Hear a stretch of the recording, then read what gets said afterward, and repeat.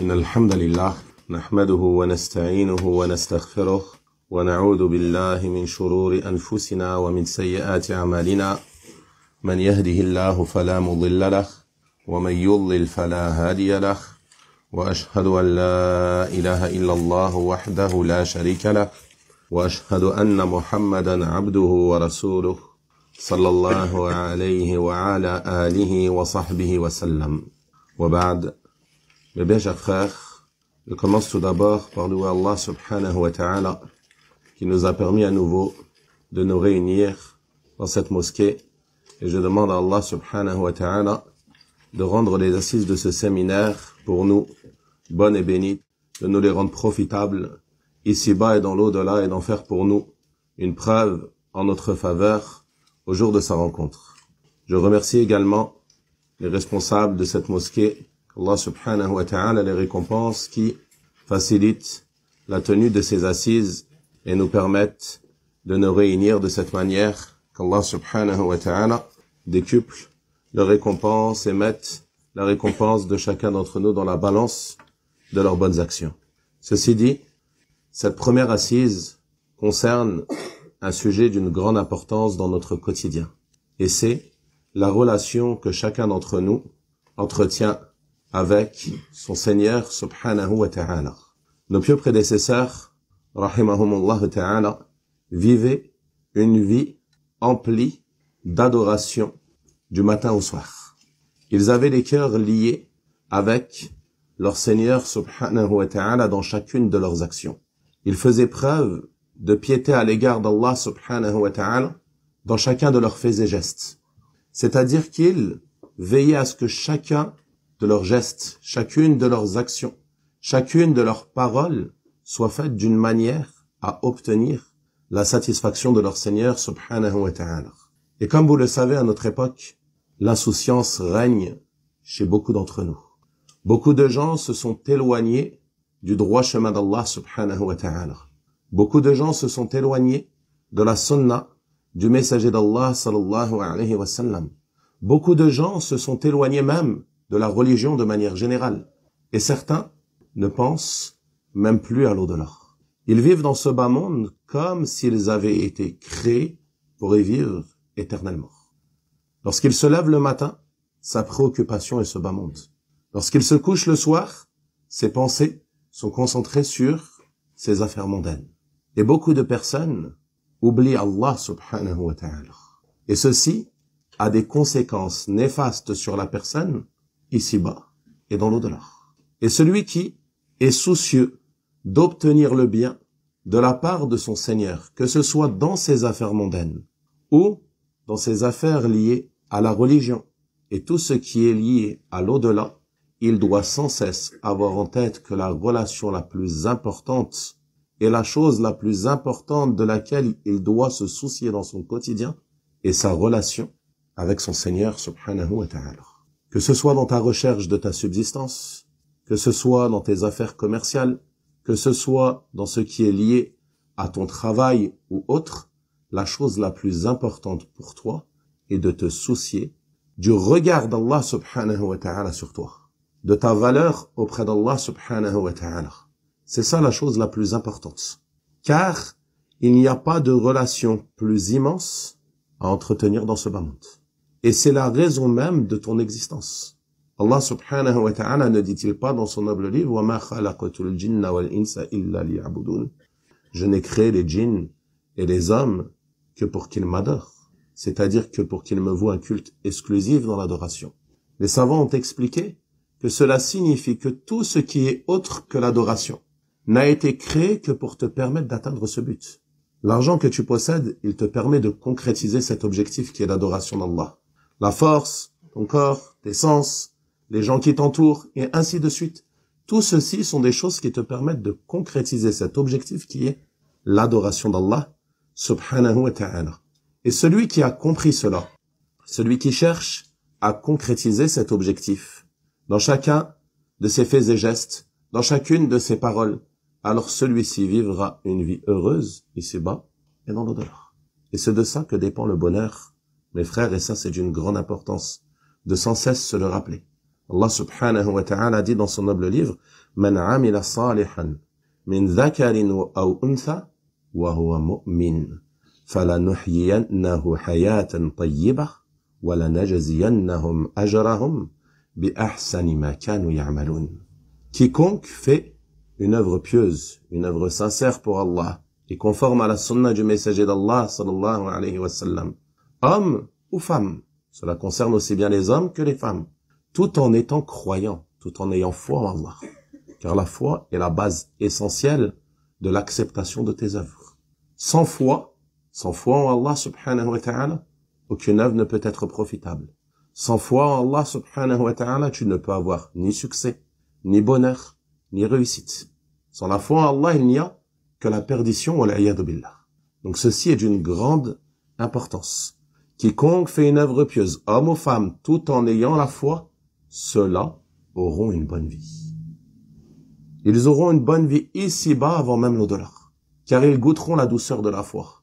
Cette douceur qui les aidera à trouver la quiétude et la sérénité dans ce bas monde, avant même de trouver ce qu'Allah subhanahu wa ta'ala leur a promis dans l'au-delà, qui est, comme il dit, et nous leur accorderons leur récompense en fonction des meilleures œuvres qu'ils faisaient. Donc dans l'au-delà, ils retrouveront le bien auprès d'Allah subhanahu wa ta'ala. Mais pour cela, comme le démontre ce verset, il est indispensable de réunir entre deux choses. La foi en Allah subhanahu wa ta'ala et les œuvres pieuses, les œuvres sincères et des œuvres conformes. Et si tu agis ainsi, alors tu auras une relation forte avec Allah subhanahu wa ta'ala. On comprend donc que la base de ta relation avec Allah, c'est la foi. La base de la relation avec Allah subhanahu wa ta'ala, c'est la foi. Que tu aies foi en lui et que tu aies foi en tout ce qui est venu dans les textes du Coran et de la Sunna. Et également, cela concerne ta croyance qui est dans ton cœur, mais aussi tes paroles et tes actes. Que tes paroles et tes actes soient conformes à la foi en Allah subhanahu wa ta'ala. Et cette relation que tu as avec ton Seigneur subhanahu wa ta'ala, elle doit être basée sur la science. Cette relation que tu as avec ton Seigneur, elle doit être basée sur la science. C'est la science qui va te permettre d'analyser tes croyances. C'est la science qui va te permettre d'analyser ce qu'il y a dans ton cœur. C'est la science qui va te permettre d'analyser, d'examiner tes paroles et tes actes afin de voir si ceux-là sont sincères et si ceux-là sont conformes à ce qui est attendu de toi. Donc la science a un rôle essentiel, un rôle de base dans la relation avec Allah subhanahu wa ta'ala. Et lorsqu'on parle de science, on parle de la science du Coran et de la Sunna. La science qu'Allah subhanahu wa ta'ala a révélé à Muhammad sallallahu alayhi wa sallam par l'intermédiaire de l'ange Jibril. Et cette science, elle fait partie du savoir d'Allah subhanahu wa ta'ala. Il dit dans son noble livre, Lakinillahu yashhadu bima anzalallahu ilayk, anzalahu bi'ilmi. Allah atteste de ce qu'il a fait descendre sur toi, il l'a fait descendre par sa science. L'imam As-Sa'di rahimahullah a dit dans le tafsir de ce verset, il se peut que ce qui est voulu et que cette science contient, elle comprend du savoir d'Allah subhanahu wa ta'ala, du savoir divin, des règles religieuses et des informations liées au monde de l'imperceptible, ilm al-ghayb, qui fait partie du savoir d'Allah qu'il a enseigné à ses serviteurs. Donc ça te montre la valeur de la science. Elle fait partie du savoir d'Allah subhanahu wa ta'ala. Et c'est pour cela qu'elle va te lier à Allah. Quand tu apprends ce savoir qui fait partie du savoir d'Allah, tu vas construire les bases de ta relation avec ton Seigneur subhanahu wa ta'ala. Les imams al-Bukhari et Muslim, rahimahumallahu ta'ala, rapportent d'après Abu Waqid al-Laythi, radiyallahu anhu, que le prophète, sallallahu alayhi wa sallam, était assis dans la mosquée et les gens étaient avec lui, comme nous sommes assis aujourd'hui. Et 3 personnes sont arrivées. 2 se sont dirigés vers le messager d'Allah, sallallahu alayhi wa sallam, et un autre est parti. Les 2 qui se sont dirigés vers le messager d'Allah, sallallahu alayhi wa sallam, l'un d'entre eux a vu un espace, et il s'est faufilé dans cet espace. Il s'est placé dans l'assise. Il s'est assis. Quant à l'autre, il s'est assis derrière eux. Et le 3e a tourné le dos et s'en est en allé. Lorsque le prophète, sallallahu alayhi wa sallam, a terminé, il a dit, ne vais-je pas vous informer au sujet de ces 3 personnes? Quant à l'un d'entre eux, awa ilallah, fa'awahu Allah. L'un d'entre eux a cherché refuge auprès d'Allah. Allah lui a accordé refuge. وَأَمَّا الْآخَرُ فَاسْتَحْيَا Allahu minhu. Le deuxième, il a fait preuve de pudeur. Alors Allah a eu la pudeur envers lui. وَأَمَّا الْآخَرُ فَأَعْرَضَ Allahu anhu. Quant au troisième, il s'est détourné. Alors Allah s'est détourné de lui. Donc vous voyez l'importance ici de la science et des assises de science pour te lier à Allah subhanahu wa ta'ala. Le premier, il a cherché refuge auprès d'Allah. Al-Hafidh al-Nawawi nous dit وَمَعْنَا آوَاهُ اللَّهِ أَيْ قَبِلَهُ وَقَرَّبَهُ. Allah, il l'a accepté, il l'a rapproché. وَقِيلْ مَعْنَاهُ رَحِمَهُ أو آواه إلى جنته أي كتبها له. Ou alors Allah, il lui a fait miséricorde et il lui a accordé refuge dans son paradis, c'est-à-dire il l'a inscrit parmi les gens du paradis. Ça, c'est la récompense du premier qui a vu un espace et qui entrait dans cette assise de science. Donc vous voyez que ça va te lier à ton Seigneur. Il va te rapprocher de lui. Il va te faire miséricorde et il va t'inscrire parmi les gens du paradis lorsque tu assistes, que tu t'insères dans ces assises de science. Donc c'est la base de ton lien avec Allah subhanahu wa ta'ala. Quant à celui qui tourne le dos, celui qui se détourne, celui qui ne cherche pas à apprendre la science, a'radallahu anhu. Allah se détourne de lui. Il brise le lien avec Allah. Comment tu peux entretenir le lien et la relation avec Allah avec l'ignorance? En te détournant des assises de science, en te détournant de l'écoute de cours profitables, en te détournant de la lecture de cours profitables. Ceci n'est pas possible. L'ignorance, elle te mènera forcément à la perte. Et la science, elle te mènera, bi'idhnillahi ta'ala, au succès et à la réussite. Le prophète sallallahu alayhi wa sallam nous dit dans un autre hadith, Man salaka tariqan yaltamisu fihi ilman, sahhala Allahu lahu bihi tariqan ila al-jannah. Celui qui emprunte une voie à la recherche de la science, à la recherche du savoir, Allah subhanahu wa ta'ala lui facilite par cela une voie vers le paradis. Lui facilite par chaque effort qu'il fait pour apprendre le savoir religieux une voie vers le paradis. Al-Hafidh ibn Hajar nous dit fihi bisharatun bitashil al-ilmi ala talibihi. Il y a en cela une bonne annonce que la science sera facilitée à celui qui la recherche. La science sera facilitée à celui qui la recherche. Parce qu'Allah, il te facilite une voie vers le paradis. Et la science, c'est la base de la voie vers le paradis. Ensuite, il dit, لِأَنَّ طَلَبَهُ مِنَ الطُّرُقِ الْمُوصِلَةِ إِلَى الْجَنَّةِ. Parce que la recherche de la science fait partie des voies qui te mènent au paradis. Donc ce hadith, c'est une preuve que si tu recherches la science, que tu recherches le savoir religieux, que tu es véridique avec Allah subhanahu wa ta'ala, que tu es sincère, alors Allah subhanahu wa ta'ala te facilitera cela. Ne dis pas c'est dur. Beaucoup de gens disent c'est dur, c'est difficile, il y a beaucoup de choses à apprendre. Non, ça demande de la patience. Mais si tu es véridique avec Allah, Allah va te faciliter. Et la preuve, c'est ce hadith. Celui qui emprunte une voie en vue d'acquérir la science, Allah lui facilitera une voie vers le paradis. Il lui facilitera l'apprentissage de la science. Et pour que cette science te soit réellement profitable, ce savoir que tu apprends, ces versets que tu entends ou que tu mémorises, ces hadiths que tu entends ou que tu mémorises, pour que cela soit réellement profitable et pour que ça soit une cause améliorant ta relation avec Allah, il est indispensable que tu cherches à quoi? À les mettre en pratique. Parce que la science n'est pas une finalité, mes frères. L'objectif, ce n'est pas simplement d'apprendre, de mémoriser, de connaître, d'élargir tes connaissances. Mais cette science, son objectif, c'est que tu la mettes en pratique et que tu améliores par celle-ci ta relation avec Allah subhanahu wa ta'ala. C'est ça l'objectif. Et si tu assistes à des assises de science et que tu vois que ta situation ne change pas, que ton cœur ne se purifie pas, que tes actions n'augmentent pas, que ton comportement ne s'améliore pas, alors c'est qu'il y a un problème. Revois ton attention dans ta recherche de cette science. Revois ton objectif. Parce que chaque assise de science à laquelle tu assistes est censée engendrer chez toi des efforts dans ton cœur, des efforts dans tes paroles et des efforts dans tes actions, par la mise en pratique de ce que tu as appris.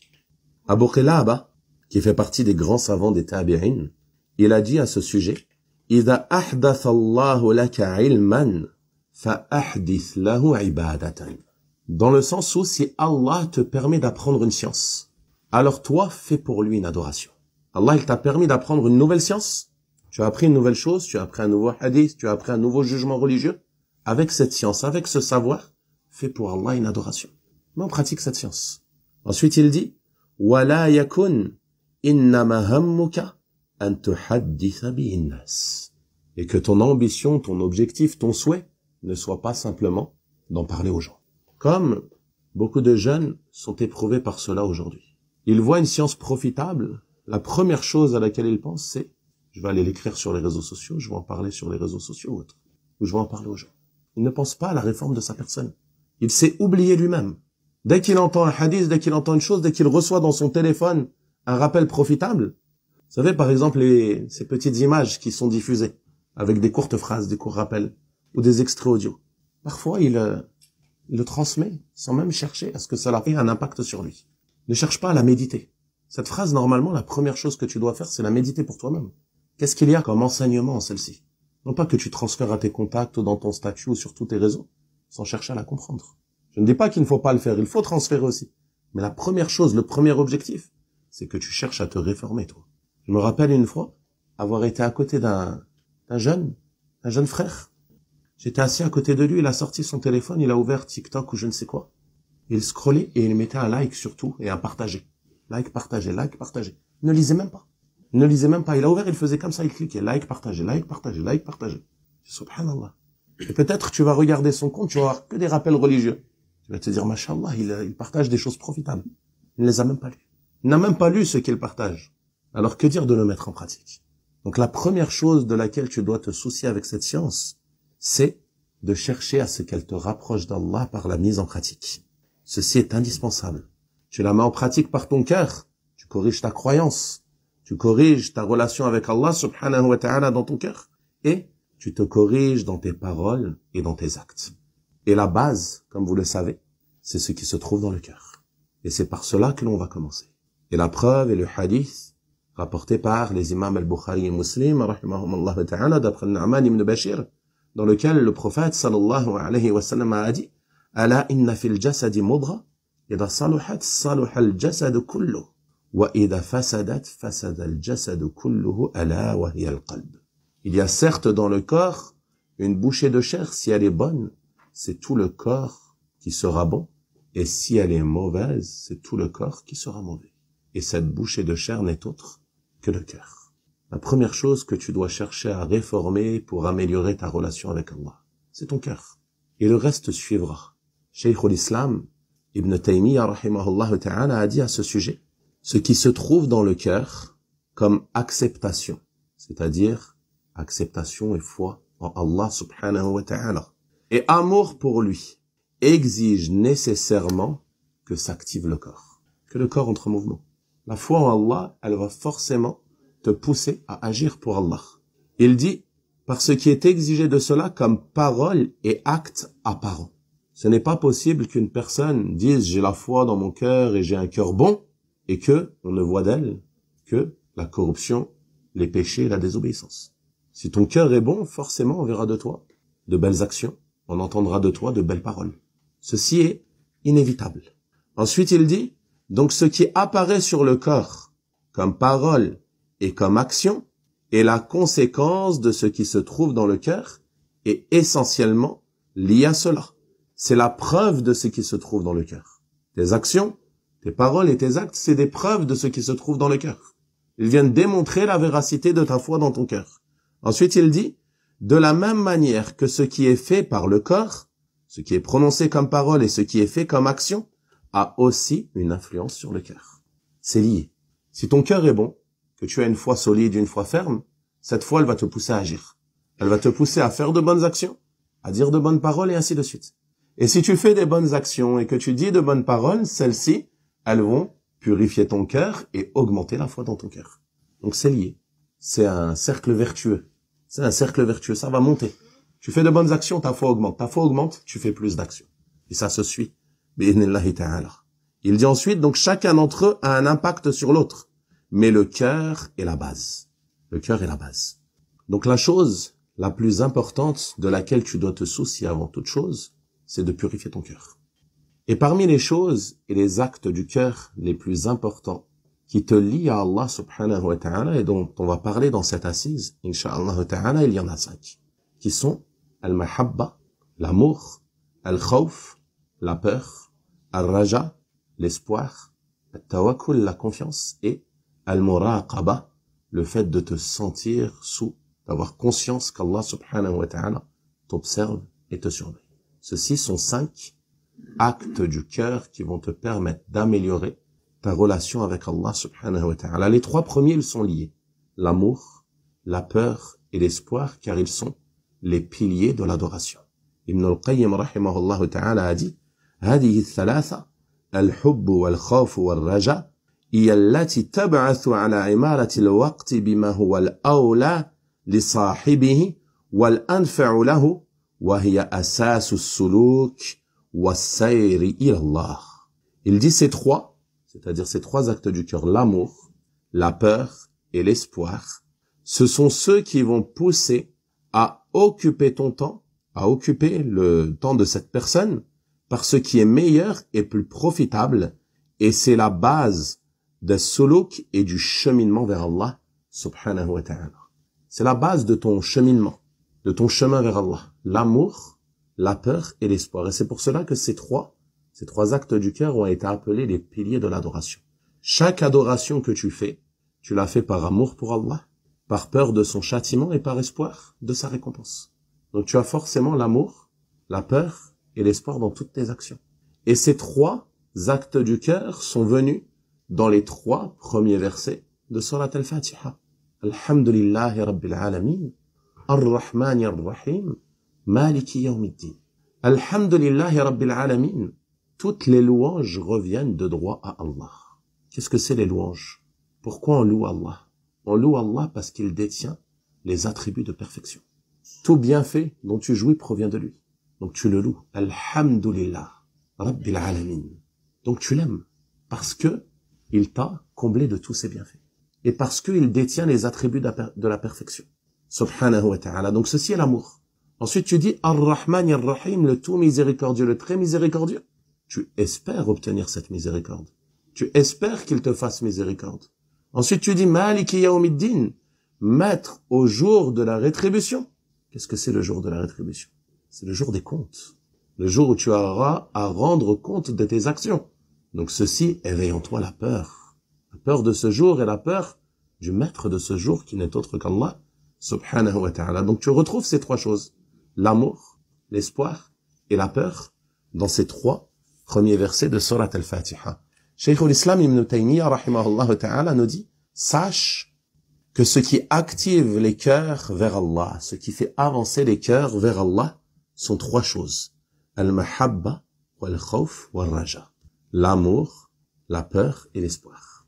Ensuite, il dit, rahimahullah, wa aqwaha al-mahabba. Et la plus forte action, la plus forte chose, c'est l'amour. Wa hiya maqsudatun turadu li dhatiha. L'amour, il est voulu en lui-même. Il est recherché en lui-même. لأنها تراد في الدنيا والآخرة. Car il est voulu, il est recherché dans ce bas monde et dans l'au-delà.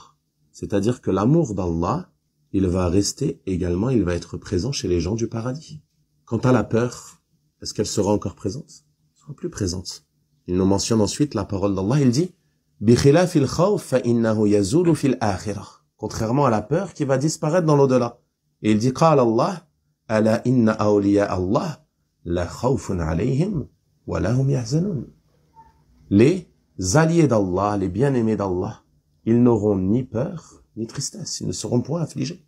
Il n'y aura plus de peur pour eux dans l'au-delà. Donc la peur, elle était essentielle dans ce bas monde pour eux. Ils devaient craindre Allah subhanahu wa ta'ala afin de s'écarter de tout ce qui peut leur faire encourir sa colère. Mais dans l'au-delà, elle sera absente. Il n'y aura plus de peur pour eux. Mais il y aura encore l'amour. C'est pour cela qu'il dit wal khawf al-maqsoud minhu az-zajru wal man'u min al-khuruj 'an at-tariq. L'objectif de la peur, c'est la réprimande et l'empêchement de sortir du droit chemin. C'est ça qui est visé par la peur. De t'empêcher de commettre des péchés. De te faire rester sur le droit chemin d'Allah subhanahu wa ta'ala. Et il dit, et l'espoir le guide, l'espoir le conduit.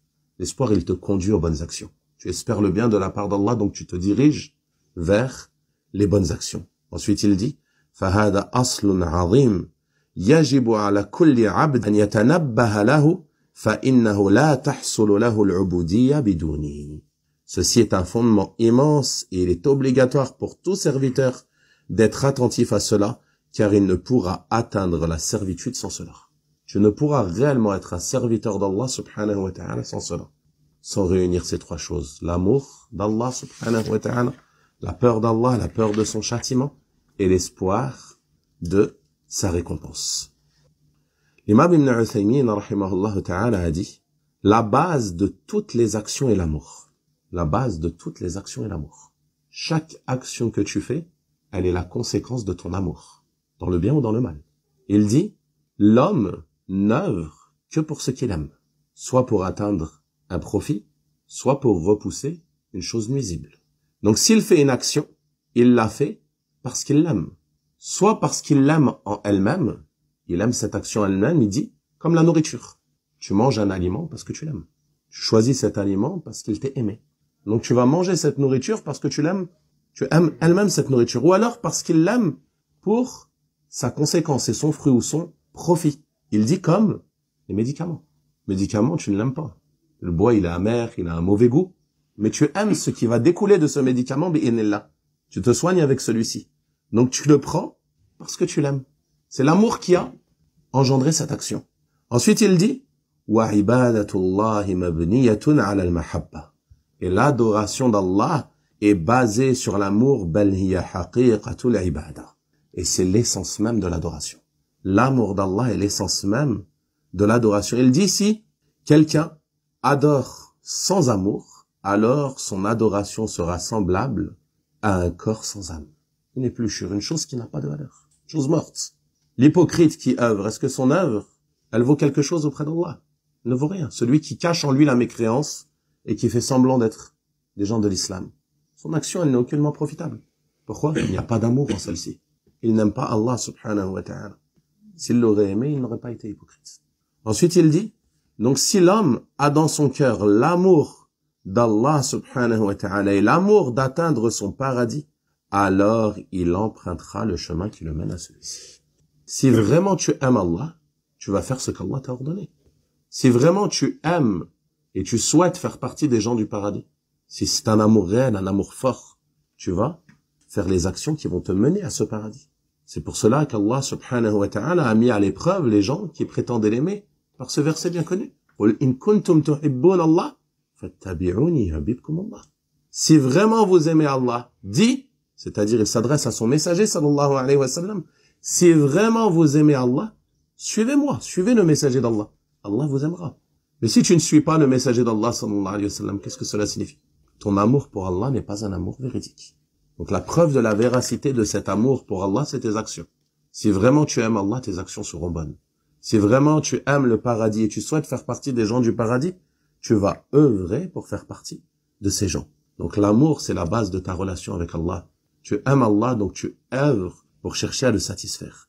Et il est accompagné, cet amour, comme on a dit, de peur et d'espoir qui sont indispensables et qui font partie des caractéristiques des serviteurs vertueux d'Allah. Innahum kanu yusari'una fil khayrat wa yad'unana raghaban wa rahaba. Ils s'empressaient de faire le bien. Allah subhanahu wa ta'ala, il parle ici de ses prophètes, ses bien-aimés. Ils s'empressaient de faire le bien. Ils étaient toujours dans les devants pour les bonnes actions. Et ils nous adoraient, ils nous invoquaient avec espoir et peur. Ils espèrent ce qu'il y a auprès d'Allah subhanahu wa ta'ala. Et ils ont peur du châtiment d'Allah. Ils ont peur que leurs actions ne soient pas acceptées.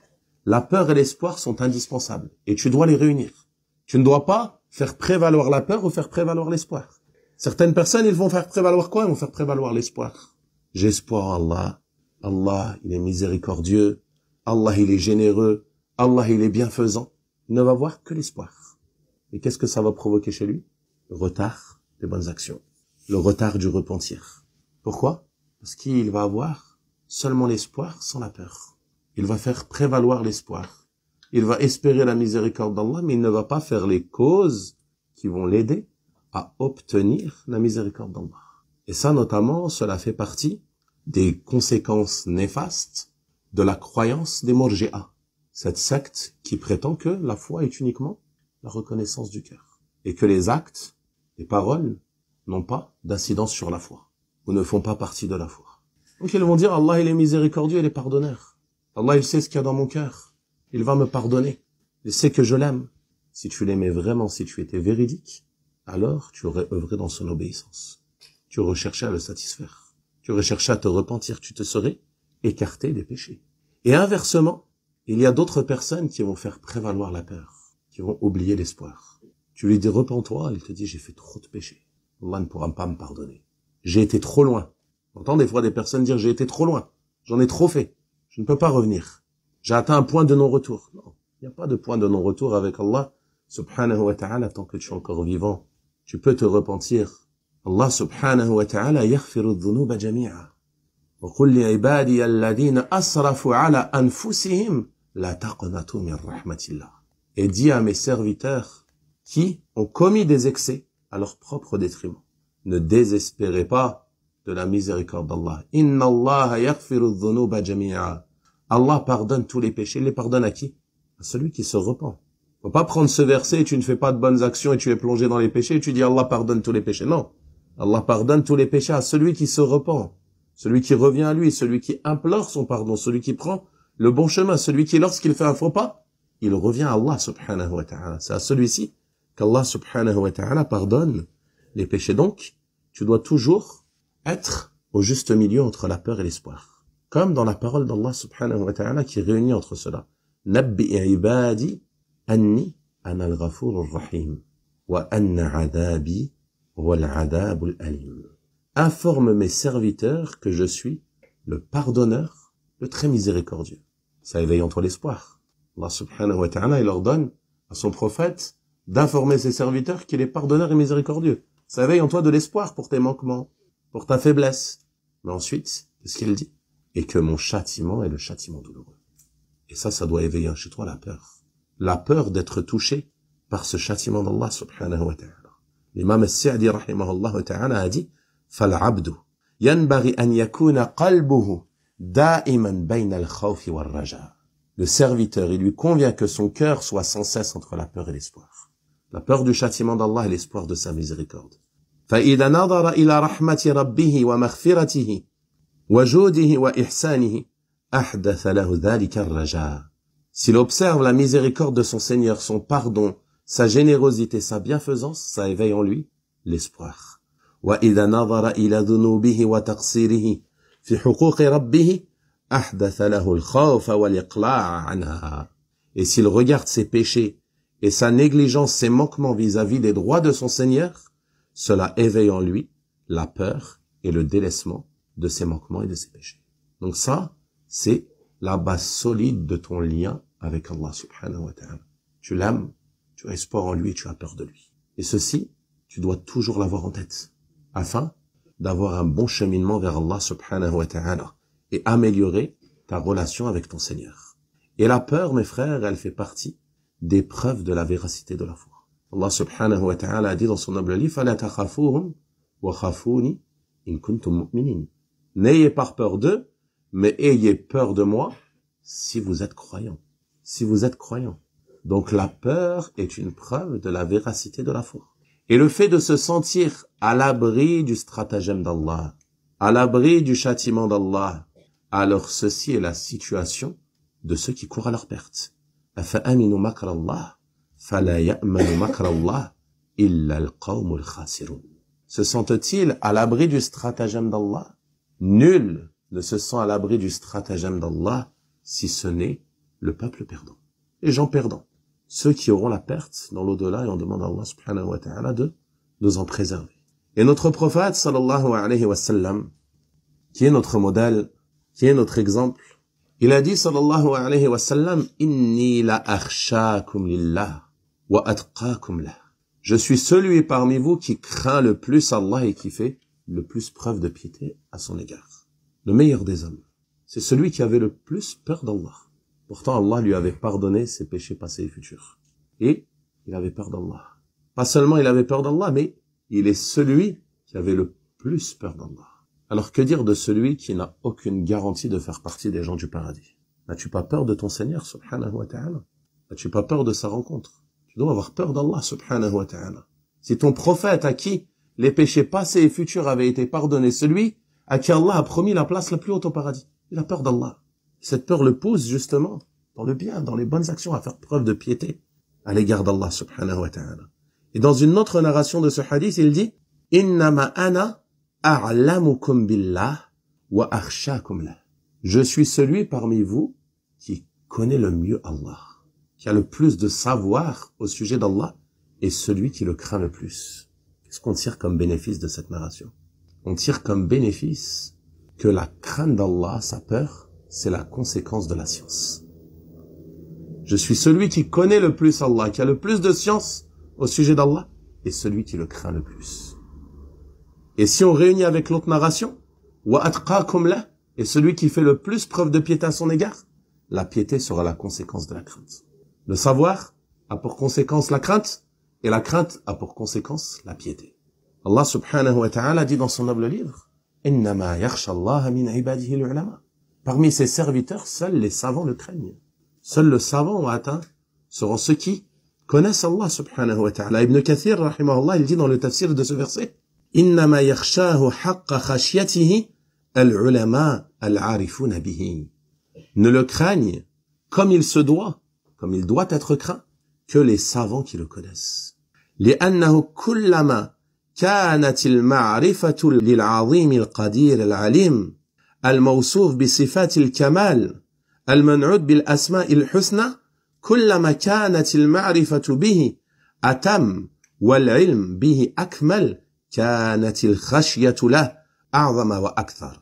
Il dit, et ce car, plus tu vas connaître Al-Azim, Al-Qadir, ce sont des noms d'Allah, l'immense, celui qui est capable de toutes choses, Al-Alim, celui qui sait toutes choses, celui qui est décrit par les attributs de perfection et qui a les noms les plus beaux, plus tu vas le connaître, plus tu vas avoir de science concernant ton Seigneur, subhanahu wa ta'ala, plus ta science sera parfaite, plus ta crainte va augmenter et être abondante. Plus ta crainte va augmenter et être abondante. Il a mentionné ces noms, Al-Azim, Al-Qadir, Al-Alim, pour nous rappeler qu'Allah subhanahu wa ta'ala, c'est toute chose de nous.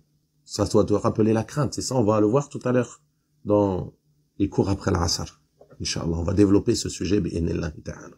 Quoi qu'il en soit, la crainte d'Allah, elle fait partie, la crainte, la peur, ça fait partie des fondements essentiels de ta relation avec ton Seigneur, qui vont te pousser à la piété, bi'inillahi ta'ala. Et cette crainte, pour qu'elle augmente, pour que tu puisses la concrétiser, tu as besoin de connaître ton Seigneur. Connaître Allah subhanahu wa ta'ala. Connaître ses noms et ses attributs. Le prophète sallallahu alayhi wa sallam a dit dans un autre hadith authentique, que vous connaissez certainement tous, Man yuridillahu bihi khayran, yufaqihu fid din. Celui à qui Allah veut du bien, il l'instruit en religion. Il lui accorde la bonne compréhension de la religion. Celui à qui Allah veut du bien, il lui accorde la bonne compréhension de la religion. Méditez sur le commentaire d'Ibn Battal, rahimahullah ta'ala, dans son explication de Sahih al-Bukhari, en annotation à ce hadith. Il dit, وَفِيهِ فَضْلُ الْفِقْهِ فِي الدِّينِ عَلَى سَائِرِ الْعُلُومِ. Il y a en cela le mérite de l'instruction en religion, de la science religieuse sur l'ensemble des sciences. وَإِنَّمَا ثَبَتَ فَضْلُهُ لِأَنَّهُ يَقُودُ إِلَى خَشْيَةِ اللَّهِ. Il dit, et son mérite n'est confirmé que parce qu'il mène à la crainte d'Allah. Ce savoir, la science religieuse, elle mène à la crainte d'Allah. وَالْتِزَامِ طَاعَتِهِ وَتَجَنُّبِ مَعَاصِهِ. Et à se conformer à son obéissance et à s'écarter de sa désobéissance. C'est pour ça que le prophète sallallahu alayhi wa sallam a dit, celui à qui Allah veut du bien, il l'instruit en religion. Il lui accorde la compréhension de sa religion. Pourquoi? Car cette compréhension et cette instruction en religion, ce savoir religieux, va le mener à la crainte d'Allah. Va le mener à se conformer à l'obéissance à Allah, à se soumettre pleinement à Allah et à délaisser la désobéissance d'Allah subhanahu wa ta'ala. Et ça confirme ce que l'on a vu tout à l'heure concernant la science. Que ce n'est pas une finalité en elle-même. Mais l'objectif, c'est d'améliorer ta relation avec Allah subhanahu wa ta'ala. C'est pour cela qu'Ibn Mas'ud radiyallahu ta'ala anhu disait لَيْسَ الْعِلْمِ مِنْ كَثْرَةِ الْحَدِيثِ وَلَكِنَ الْعِلْمِ بِالْخَشْيَةِ. Le ilm, la science, ce n'est pas le fait d'avoir beaucoup de hadiths, ou de parler beaucoup, ou d'avoir beaucoup d'abonnés sur les réseaux sociaux, d'être beaucoup suivi, ou de faire des lives tous les jours, ou je ne sais quoi. Ce n'est pas ça la science. Mais la science, il dit, c'est al-khashia, c'est la crainte d'Allah. C'est-à-dire, c'est la science qui va te mener à améliorer ta relation avec Allah. C'est ça la vraie science. La vraie science qui est profitable. Mais tu suis des cours, tu suis des programmes pour dire j'ai fait ceci, j'ai fait tel livre, j'ai fait cela. Si ça ne te mène pas à la crainte d'Allah, si ça n'améliore pas ta relation avec Allah, si ça ne te met pas à la piété, s'il n'y a pas de changement en toi, ça n'est pas profitable. Tu peux faire 100 livres si tu veux. Ça ne sera pas profitable. Et peut-être que tu vas suivre un cours, écouter une parole, lire un verset, le méditer. Et celui-ci va purifier ton cœur, faire un changement dans ton cœur, faire un changement dans tes actions. Celui-ci va être profitable. Et ça va être une réelle science profitable pour toi, car elle va te mener à la crainte d'Allah subhanahu wa ta'ala. Al-Hassan al-Basri, rahimahullah ta'ala, il disait, قد كان الرجل يطلب العلم فلا يلبث أن يرى ذلك في تخشعه وهديه وفي لسانه وبصره وبره. Al-Hassan al-Basri, rahimahullah, il a dit, l'homme, c'est-à-dire à leur époque, il recherchait la science et il ne se passait pas un instant sans que ceci ne se voie dans son recueillement, son humilité, dans sa conduite, sur sa langue, son regard et sa bonté. C'est un impact. Il a appris, il a agi. C'est ainsi qu'étaient nos pieux prédécesseurs, rahimahumullah ta'ala. Quelqu'un commençait à étudier la science, on voyait un changement en lui. Son comportement s'améliorait. Peut-être même sans savoir qu'il avait étudié la science, tu pouvais voir un changement, c'est lui. Tu vas voir qu'il a changé. Tu vas interroger. J'ai vu le frère, machallah, il a changé. Qu'est-ce qui s'est passé? Il a voyagé pour la science. Il est parti, il est revenu, il a étudié, il s'est purifié. Il a changé de comportement, il a changé de conduite. Et c'est ça l'objectif, mes frères, c'est d'améliorer notre relation avec Allah. Vous n'avez pas d'apprendre pour dire que l'on a appris. Parmi les actes du cœur importants, dans ta relation avec Allah subhanahu wa ta'ala, il y a tawakkul, la confiance en Allah subhanahu wa ta'ala. Tu en as besoin dans ton quotidien, dans l'ensemble de tes projets, dans chacune de tes actions. Car tu as besoin d'Allah et besoin de t'en remettre à lui. Ibn al-Qayyim rahimahullah ta'ala a dit, حقيقة التوكل اعتماد القلب على الله في حصول ما ينفع العبد في دينه ودنياه. La réalité du tawakkul, c'est que le cœur s'en remet à Allah en vue d'obtenir ce qui est profitable pour le serviteur dans sa religion et dans ses affaires mondaines. La réalité du tawakkul, c'est que le cœur s'en remet à Allah en vue d'obtenir ce qui est utile au serviteur dans ses affaires religieuses, dans sa religion et ses affaires mondaines. Et pour repousser ce qui est nuisible pour lui dans sa religion et dans ses affaires mondaines. Ensuite, il dit, rahimahullah, وَلَا بُدَّ مَعَ هَذَا الْإِحْتِمَادِ مِنْ مُبَاشَرَةِ الْأَسْبَابِ. Et il est indispensable, en plus de t'en remettre à Allah, que tu fasses les causes. C'est-à-dire les causes qui vont mener à ce qui est utile pour toi, ou les causes qui vont mener à repousser ce qui est nuisible pour toi. Donc on voit à travers cela les conditions du tawakkul. Les gens de science ont mentionné que le tawakkul, la confiance en Allah, elle a 3 conditions. La première, c'est la connaissance d'Allah. Que tu le connaisses dans sa seigneurie. Que tu le connaisses dans son droit exclusif à être adoré. Que tu le connaisses également dans ses noms et ses attributs d'une connaissance authentique. Une connaissance réelle, conforme à ce qui est venu dans les textes, conforme à ce qu'ont mentionné et stipulé les imams de la sunna des premiers siècles jusqu'à aujourd'hui dans les livres de croyance. Que ta croyance vis-à-vis d'Allah subhanahu wa ta'ala soit une croyance correcte et authentique. Et plus cette connaissance va augmenter, plus ta confiance en Allah subhanahu wa ta'ala va augmenter. Plus tu vas connaître Allah, plus tu vas être conscient qu'il est capable de toutes choses, qu'il est le généreux, que c'est lui le grand pourvoyeur, al-Razzaq, que c'est lui al-Wahhab, le grand donateur, que tout bienfait vient de lui. Plus tu vas avoir connaissance et certitude en cela, plus ta confiance en Allah subhanahu wa ta'ala va augmenter. Et ce, car la confiance est un fruit, une conséquence de ta certitude. Tawakkul, il fait partie des fruits de l'yaqin, la certitude. Et l'yaqin, c'est quoi? C'est la force de la foi, la fermeté. C'est d'avoir une foi forte en Allah. Le fait d'avoir la certitude en la promesse d'Allah, le fait d'avoir la certitude en tout ce qui découle des noms et des attributs d'Allah subhanahu wa ta'ala. Donc celui qui connaît Allah et qui a cette certitude, qu'il sait qu'Allah subhanahu wa ta'ala est capable de toutes choses, que tout est entre les mains d'Allah subhanahu wa ta'ala, alors il va s'en remettre à Allah. Et Allah va lui suffire. وَمَن يَتَوَكَّلْ عَلَى اللَّهِ فَهُوَ حَسْبُهُ. Allah va lui suffire. Il va se suffire d'Allah subhanahu wa ta'ala. Ce n'est pas parce qu'il est seul qu'il va penser qu'il n'y a pas d'issue. Ce n'est pas parce qu'il n'a pas de gens qui le soutiennent ou qui l'aident qu'il va penser qu'il ne va pas s'en sortir. Ce n'est pas parce qu'il n'a pas d'argent qu'il va penser qu'il va mourir de faim. Non. Il a la certitude en Allah. Il place sa confiance en Allah. Il s'en remet à Allah subhanahu wa ta'ala dans chacune de ses actions. Et cette certitude va l'aider à s'en remettre à Allah subhanahu wa ta'ala comme il se doit. Contrairement à celui qui ne connaît pas son Seigneur. Celui qui a la foi faible. Tu le conseilles sur certains de ses projets et il doute. Il oublie que cela vient d'Allah. Combien de nos frères, lorsqu'ils sont éprouvés par la pauvreté, ils perdent tous les moyens. Commencent à dire des paroles qui sont parfois gravissimes. Ou alors, certains de nos frères, lorsqu'ils cherchent à se marier, oublient que ceci est une subsistance qui est accordée par Allah subhanahu wa ta'ala. Ils se mettent à blâmer tout leur entourage. Les frères ne m'aident pas.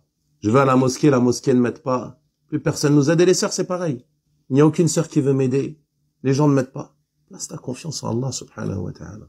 C'est une subsistance. Le mariage, c'est une subsistance qui provient d'Allah.